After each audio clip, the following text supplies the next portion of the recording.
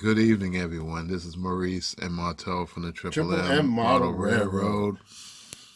Railroad. Uh, this evening, we're actually looking at the new SD70AH. Actually, it's really the SD70AH. 1943 Spirit of Union Pacific. Yes, and I have to say, this is a very striking model. There's been plenty of reviews already on it, so we're just going to just do a little quick take on it. And I have to say that this is very interesting. Very interesting model. It's very, the detailing and the paint job is very complex. You got a whole bunch of different schemes that supposed to represent the different branches of military service. Basically, this scheme is a dedication to I believe, if I'm not mistaken, a B-17 bomber that was commissioned back in 1943, named the Spirit of Union Pacific, and unfortunately, it was shot down. And so I guess I don't know what sparked them to make a commemoration of this now, but better now than never. But this is, I have to admit, they have done a great job on this.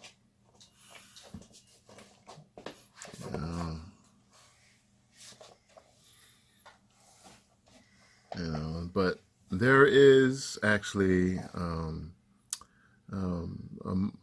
YouTube modeler that basically pointed out an issue. I believe it was Model Trains 1234. Right. And it appears that there is a flaw in where the flag is. Yep. Right about there. Yeah. And he is correct. And I am pissed off that that is there. Now, for a model that's basically retail priced around $300, you would expect near perfection.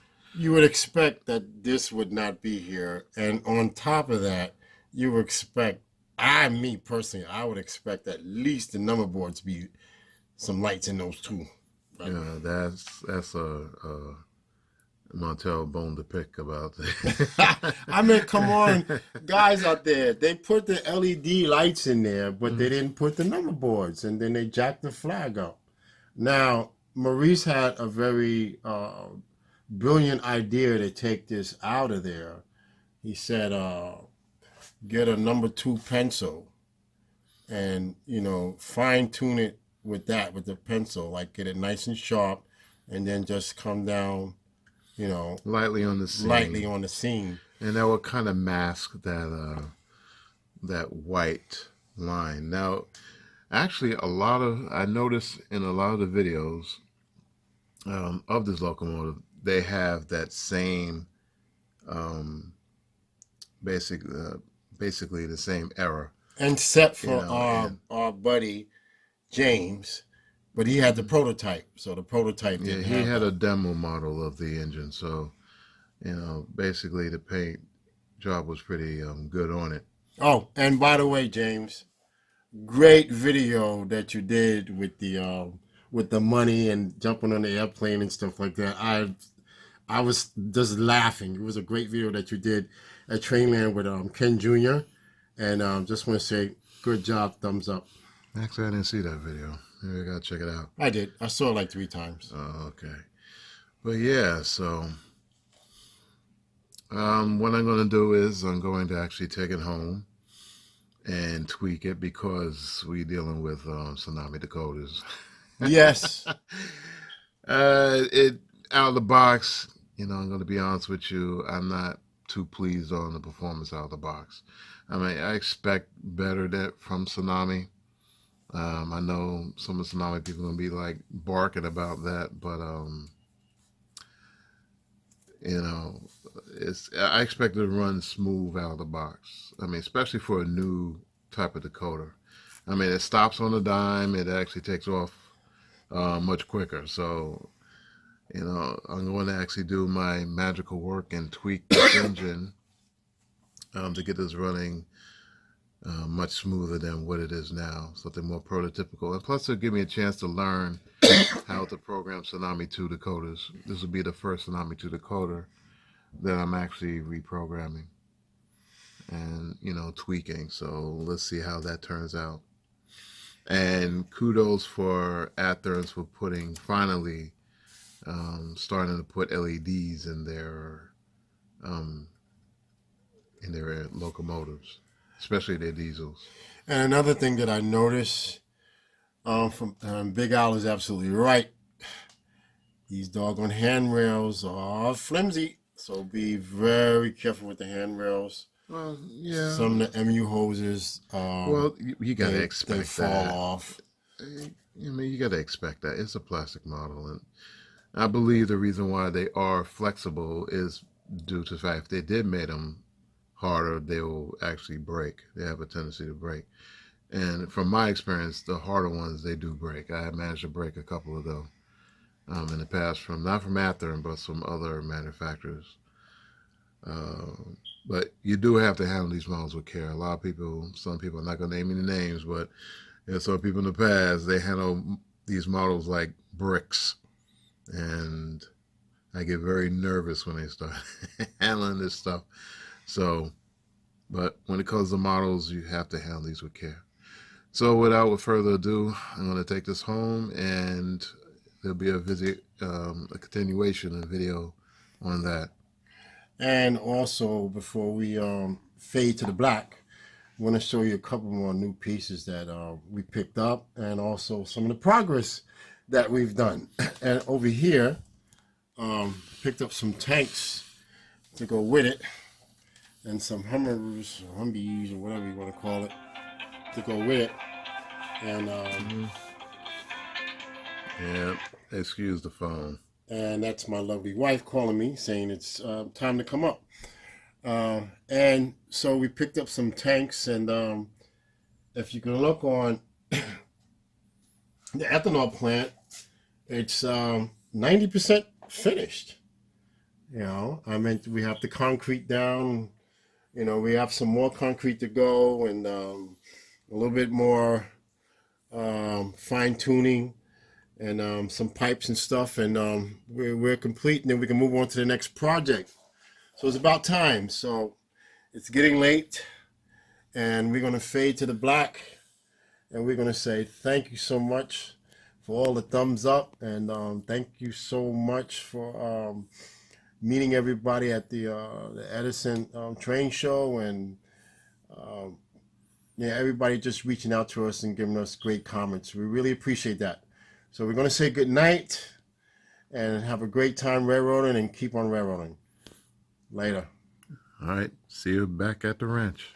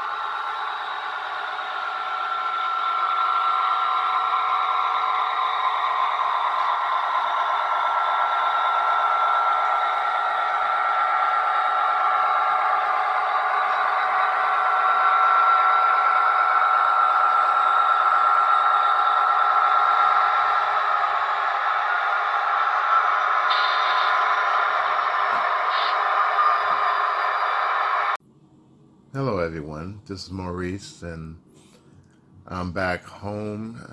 It's been a couple of days since I've been at my uncle's house when we first took a look at this locomotive. And I have to say that the engine didn't perform too bad. I mean, I know in the past I've been, smacking around Tsunami or Soundtraxx more or less. And it seems like this is the first time I'm actually going to be working with a Tsunami 2. Now, out of the box, it runs okay. I mean, on this Kudos track, it runs pretty decent. It still stops on the dime, still take off like it's like a dragster, but it's a far improvement than the old decoder. I mean, even though actually the older decoder, the original Tsunamis, they actually improved over time. And, this particular engine, or actually this particular decoder, the Tsunami 2s, actually has a lot more features than the regular or the older Tsunami. But it'll be interesting to see how I can actually get this thing to run better. I mean, it's basically more or less the same type of CVs, but I have to look at it further. I was looking at the manual really quick. Changing, the CV values of 3 and 4 would actually smooth it out a little bit. Not a little bit, but it'll smooth out the acceleration. But there's some other things I'm going to have to do to actually really have smoothed out the performance, the motor performance of the engine. Actually, I've been looking at, a good friend of ours, Fish Plate from Australia, and I'm looking at his videos on the Tsunami 2, how to program them. So if you haven't seen his videos, go check it out. He has some pretty good content on his channel. So without further ado, I'm going to just run this for a second so you can see the stock running of the engine itself. Let me turn around and try to hold the camera and start this thing up at the same time.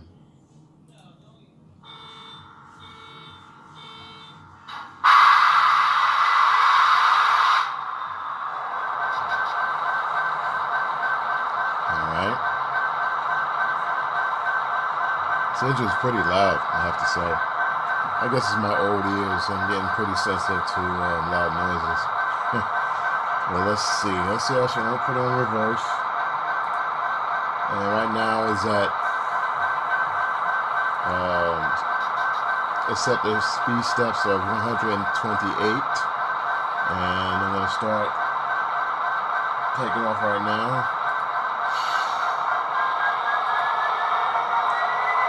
That's speed step 2. And it actually didn't do too bad.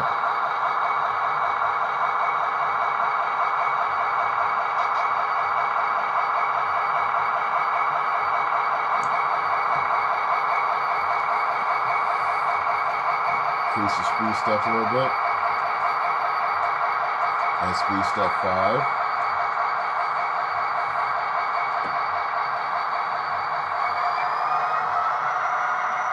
That's speed step 8. Cut off the motor and it stops on the dime. And let's start it again, going forward this time. Alright, speed step 2.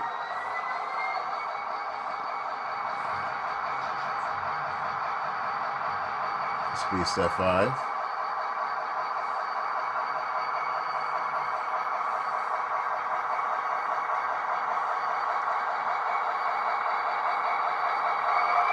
Speed step 8. Cut off the speed. And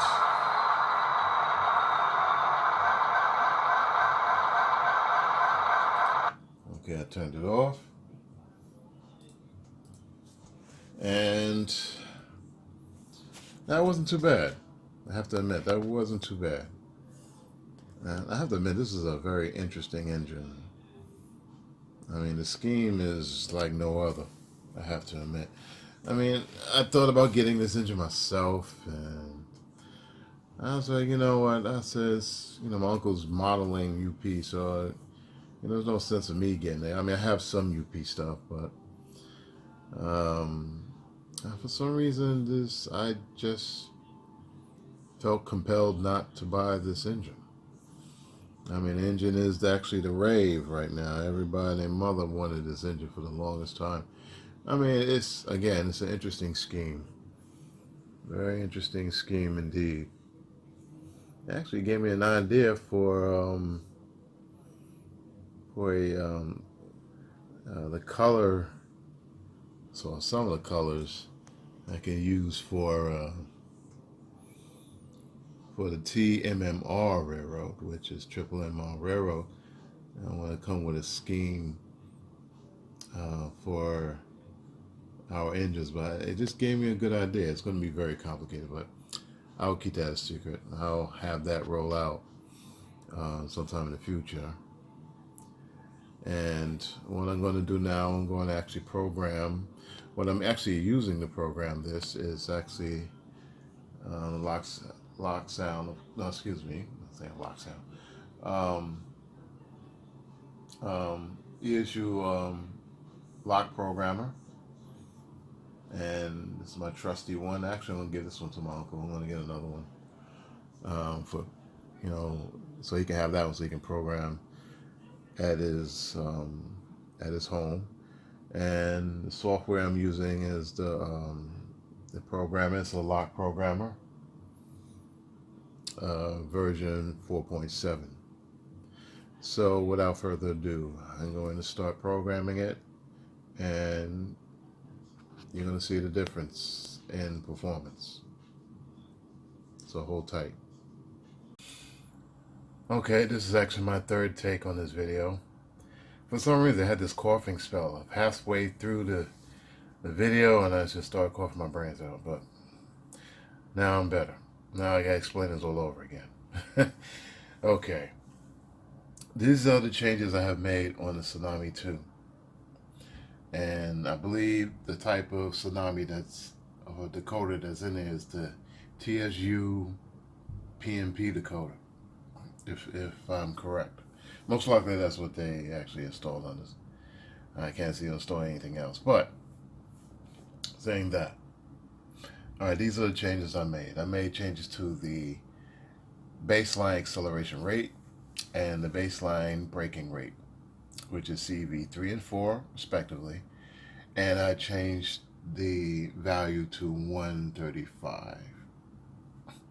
So it's going to slow down pretty nicely, as you're going to see in this video. Consist address CV19 is at 128. I believe that is the default, not 100% sure, because I did futz around with it a little bit. And because when you change the extended address using CV 17 and 18, what happens is that for some reason it changed CV 19. I mean, not 19, actually, excuse me, CV 29, which is configuration data 1. So I changed the value to 50 so that when you run it, when you first change the extended CVs, I had an issue where it ran backwards. It started running backwards. And I mean, that I believe that the other tsunamis do the same thing, if memory serves. So I just changed it to 50 so it'll run forward. And after that, I hadn't really changed anything else. Oh, actually, I did change something else. CV114. I didn't actually put that on the list, but that was also changed. I changed it to value of, if I'm not mistaken, I think it's 0. The reason why I did that is to prevent the engine from starting up when you power the track. which I don't quite understand why Tsunami have not done away with that. I guess it's one of the things that they just do and just don't want to get rid of, or they just couldn't do it, or for whatever reason. Um, that's one thing I don't particularly care about tsunamis. I mean, you turn on the power and the train comes on. You really don't want it to do that. But I guess, I mean, really come to think of it, they may have just did it for ease of use for anyone just getting into the hobby. They just put the train on the track and just turn it on and just run it. So without further ado, let's see what these changes have done. Excuse me, I still got a little something in my throat for some apparent reason. All right.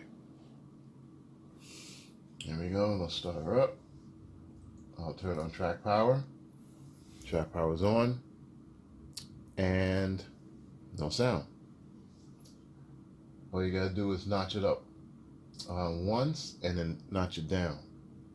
And it'll come, the engine will come on.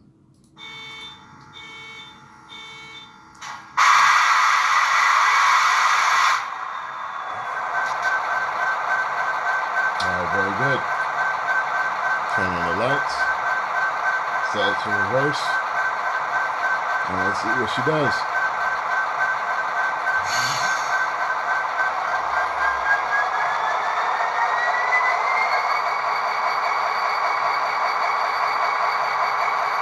As you see, it actually takes off very smoothly.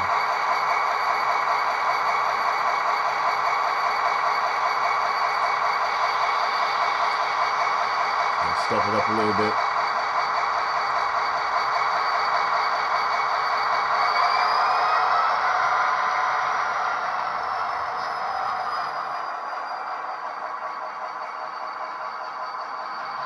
And I'm going to let go of the throttle.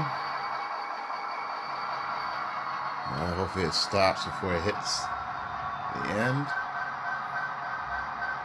Stops very smoothly. Very, very smoothly.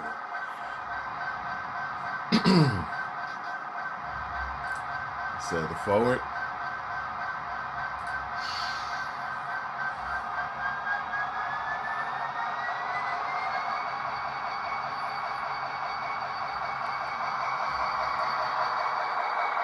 As you can see, very smooth running.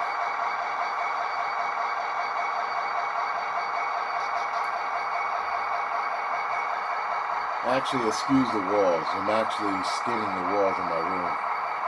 So if it looks bad, I apologize. All I gotta do is sand it and then paint it. Which I'm not really looking forward to do, but hey. You gotta do what you gotta do, right? But as you can see, very smooth running. Very, very smooth running.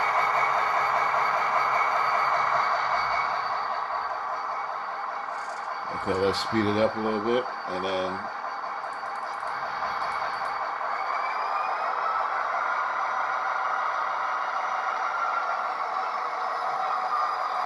let's slow it down. Cut throttle.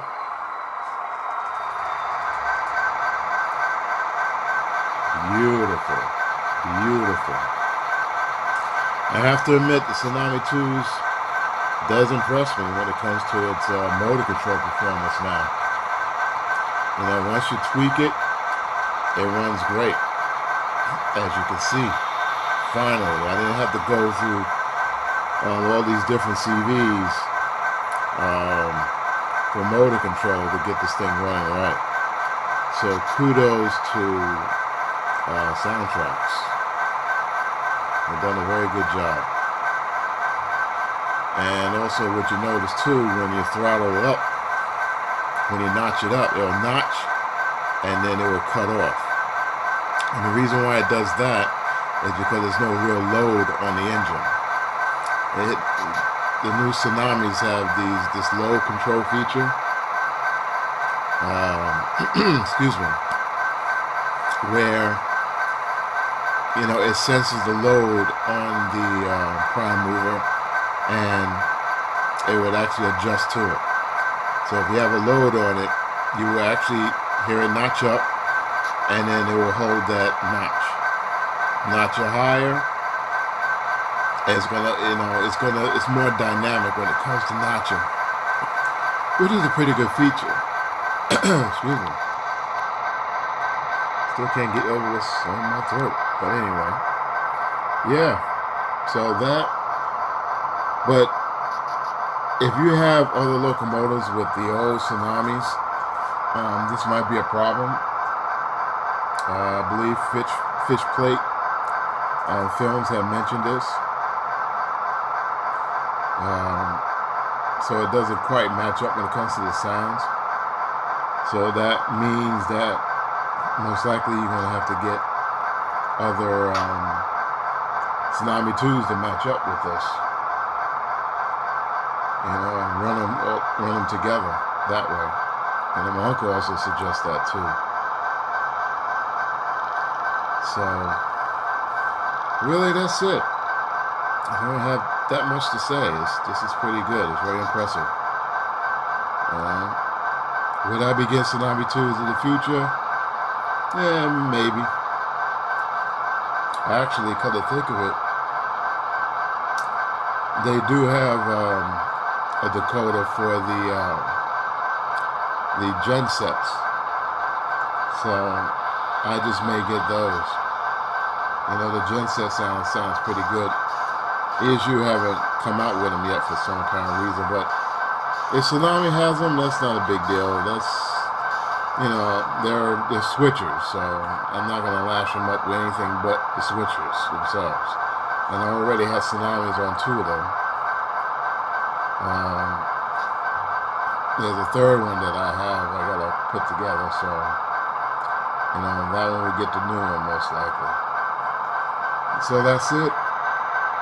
This is Maurice from Triple M, and more videos to come. So take care. Have a good night.